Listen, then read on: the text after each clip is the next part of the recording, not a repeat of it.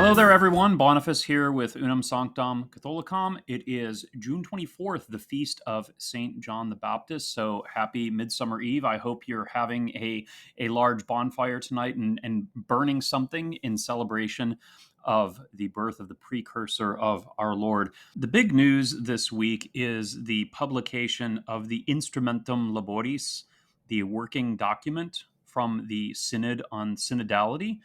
And my goodness, what a document this is! I did not read through the whole thing. I looked through it. I looked through the table of contents. I skimmed some sections to get an idea of what it was like. And my goodness, what a monstrosity of a document this is. This reminds me very much of my days back in public office when we would have these sorts of visioning sessions, and people would put together uh, these Frankenstein documents with everybody's ideas thrown in, and they were always vague and disjointed and just all over the map. And this just made me have PTSD flashbacks from being in politics. So I'm not going to delve through this whole document. I mean, there's many other YouTubers who are doing that. So not going to go through it, but I wanted to talk about one specific section that caught my attention, which is the section on the nurturing the participation of women in the life of the church, or as the Instrumentum Laboris puts it, how can the church of our time better fulfill its mission through greater recognition and promotion of the baptismal dignity of women. So, for those who aren't aware of what the Instrumentum Laboris is or how it works, I guess we could just say a few words about that. This is part of the synodal process, not just under Francis. This was how these things were handled under Benedict and John Paul II too. So you'll have a synod of bishops, and then everybody just kind of throws their ideas out on the table. There's discussion groups, and they try to come up with like the main points or the main themes of what the synod should address. And then they publish what is called a working document, an Instrumentum Laboris, or in this case, Instrumentum Abhoris. Sorry, that's bad Latin, I know. Maybe an Instrumentum Tormenti, Instrumentum of torture. Reading this, no, but at any rate, they'll kind of blue sky all these ideas, put them together, and these become like the talking points of basically representative of what's on the bishop's minds.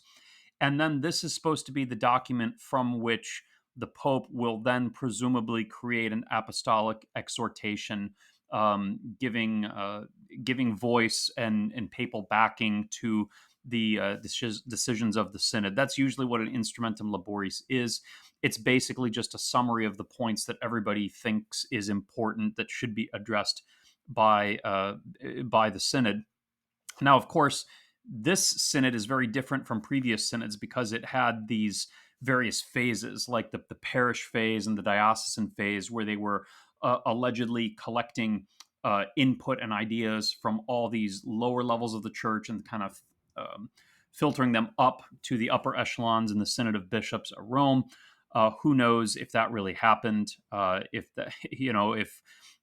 any of that stuff from the parish level was taken into account, or if they had these talking points worked out ahead of time. I don't know. But at any rate, that's the purpose of this document. This is something that Pope Francis is going to draw from to presumably make an apostolic exhortation. So if we look in the Instrumentum Laboris in section B23, we see a few paragraphs dedicated to the question of women, or as it phrases it, the greater recognition and promotion of the baptismal dignity of women. Now, that's a very interesting way to phrase this, because what the document is going to end up talking about is women being promoted to positions of responsibility and power within the church. But it phrases the question as the promotion of the baptismal dignity. So it's drawing this weird equivocation between baptismal dignity and actually holding administrative power in the church, which is a very wrong equivocation to make. We all have baptismal dignity by virtue of becoming sons and daughters of God, by being regenerated through the grace of Jesus Christ. that is a special dignity that we have as sons and daughters of God. But that dignity doesn't entitle us to any position of authority in the church, right? Nobody has a right to that authority. That is a separate. I mean, this is the basic distinction between the ministerial priesthood and the priesthood of all believers, right? But this document seems like it blurs that distinction because this, or at least the way it's phrased, it's talking about the church wanting to fulfill its mission through recognizing and promoting the baptismal dignity of women. And then it goes on to talk about women's participation in, where does it say this? Oh, there it is in section C. The desire for a greater presence of women in positions of responsibility and government emerged as crucial elements in the search for more synodal ways to live the church's mission. So, what an interesting parallel to make that that women's equal baptismal dignity entitles them to positions of responsibility and governance, and that this is crucial. So that's the first thing I noticed. And this subject has interested me for a while. I've been following it for years on my blog. You go way back to 2016. I have an article when Pope Francis created a deaconess commission. I don't know if you remember that, but in the summer of 2016, the Pope created a commission to study women deacons, deaconesses. So I have an article on that. And then fast forward to 2019, I did another one on the church and women's involvement. So the Instrumentum Laboris kind of pushes this to the next step. And so we have in paragraph A, it says that the bishops are unanimous in calling for more attention to the experience, status, and role of women. And then it goes on to talk about all the things that women do for the church, celebrating faith, um, serving as evangelists and teachers, etc. They might say, well, what's the problem you have with greater women's representation, with being more attentive to the experiences that women endure in the church? Okay, fine. That's a pastoral approach. Any pastor needs to be aware of the experiences that his flock is having. But that's simply not what this is about, because it goes on to say that the crucial element is to get women in positions of responsibility and governance in the church. What does that have to do with baptismal dignity? What does that have to do with representing the experiences of women?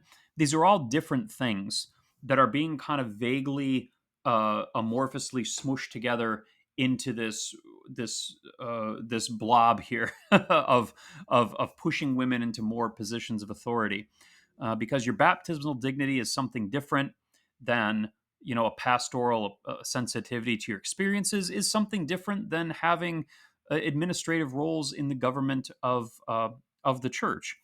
So that was really frustrating to read this. I mean, it's not surprising, but really frustrating that these, I think, really simple and clearly distinct ideas are being all just kind of sandwiched together and packaged as promoting the baptismal dignity of women.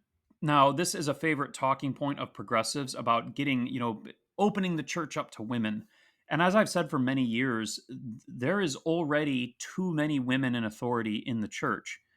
Um, and what do I mean by this? Like if you look at what the actual church consists of, and I'm not just talking about the hierarchy, because as progressives are so fond of reminding us, we are church, right? We are all the church. The church is not just the hierarchy. So if you look at who has positions of authority in the church, who makes up the bulk of catechists? It's women. If you go to your average parish, most catechists are going to be women. Who is the bulk of RCIA coordinators? Women. Um, Go online and just go to Google Images and Google Catholic youth directors. Who are the majority of Catholic youth directors? Who are the majority of extraordinary ministers? Who are the majority of your parish secretaries, right? If you call your parish and you need something, you need to get something on the schedule, you need to get Father over to your house, you need to schedule a sacrament, who are you going to talk to? 95% of the time, it's going to be a woman, right? The staff of most parishes are going to be women, maybe with the exception of, I'm not saying universally, but that's statistically going to be the majority. You know, um, I mean, women Catholic teachers who are most teachers in a Catholic school. If I go into a diocesan school and look at the teachers, it's going to be a majority women. Okay, so throughout the church, in almost every position except for holy orders, it's going to be go up to the diocesan level. Okay, go up to the diocesan level and look at the lay people who are on the various boards and committees in the diocese. You're going to see a ton of women. Okay, so the church already has women in power. It already has women in places of responsibility and governance all over the place. And part of this is ideological. Part of this is they want women in these positions. But part of it is like due to the pay being so bad. like um, most of the positions in these parishes are held by women because the wages are set up that a man who needed to support his whole family off it's going to be more difficult than if you can hire a woman who maybe also has a working husband, you know. And I'm not saying that's always the case. I know many single moms or widows who work for the church also, but I'm talking about in general, right? In general, church jobs do not pay very well, and so you get you get a lot of women who, for them, it's a secondary income in the household. The church already has women in power all over, except for in holy orders. Okay, so we have to think about that when we're looking at these statements about getting more women into places of governance and responsibility. Since women already in those are already in those positions, what is this really about? Well, we all know that ultimately they are pushing for women's ordination, right? I mean, that's the end game here. The end game is to kind of go the way of Episcopalians and have women's ordination. That's what the progressives want. Um, and I don't think, I mean, they're not going to get here with the Synod on Synodality. But the point of these things, as I discuss in my article on the Deaconess Commission, is not necessarily to get there, but to build the momentum towards it, to get things on the table. Because they'll throw these things out here that are very, very radical, or just pushing the boundaries. And I think they know they're not going to get it right now, but it's to move that window of acceptable discourse, to move the window a little bit, to build momentum to where this is an acceptable thing to talk about. So I think that's what they're really doing here. What is sadly lacking in this document is any recognition of the valuable contributions that women have already made to the church throughout its history. Those of us who know the history of Western civilization know that Catholic culture elevated women much more than they had been elevated in antiquity. The very concept of women possessing innate dignity, that comes through Catholic civilization, partially through the cult of the Blessed Virgin Mary, where the most important person in the religion that is not a divine person is a woman celebrated for her maternity. That's part of it. Part of it is the sacrament of matrimony, which requires the consent of a woman, which did away with the idea of fathers or men being able to marry women off without their consent. That elevated the dignity of women. The concept of chivalry elevated the dignity of women. So the church has done a lot to elevate the dignity of women throughout history. But not only that, but you look at all the saintly women throughout the church's history, from the Blessed Virgin Mary all the way on down through all the great women saints, but not just the saints, even the way that lay Catholic, or I should say, not just nuns, religious, but even the way that lay Catholic women have contributed to the church. Women like Zélie Martin, the mother of Saint Therese, or Saint Gianna Molla, or just holy women living the lay vocation, like the Beguines in the Middle Ages, who were all lay women who were devoted to active work in the world, but pursuing holiness through that active work.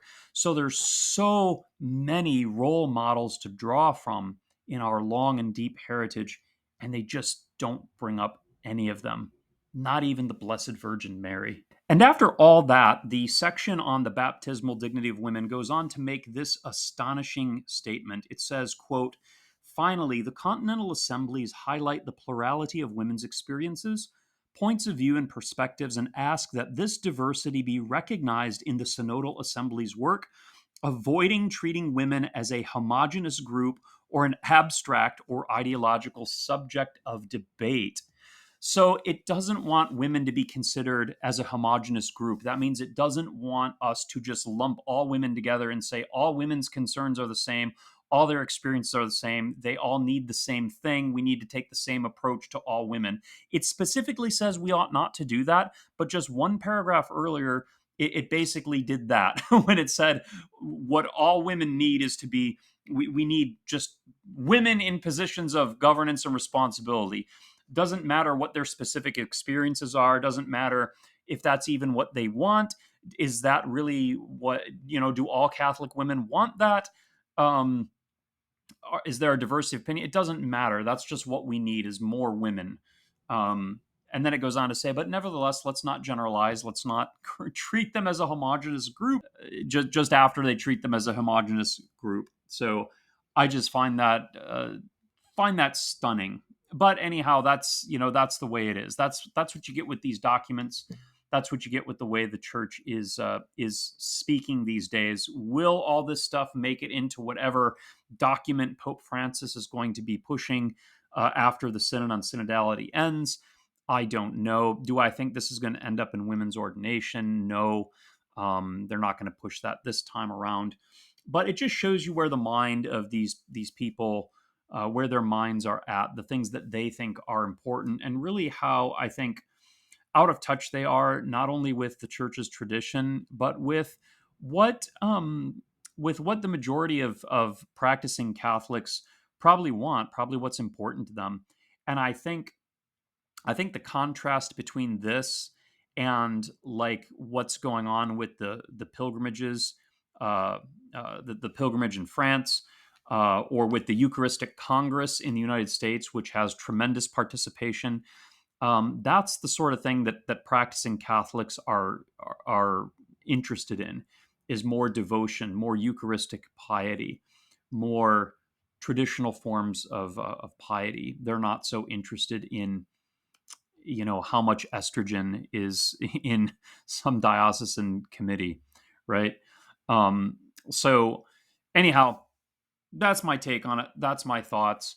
What are yours? I'd love to hear them in the comments. I'm sure there's things that probably came to your mind that I didn't address.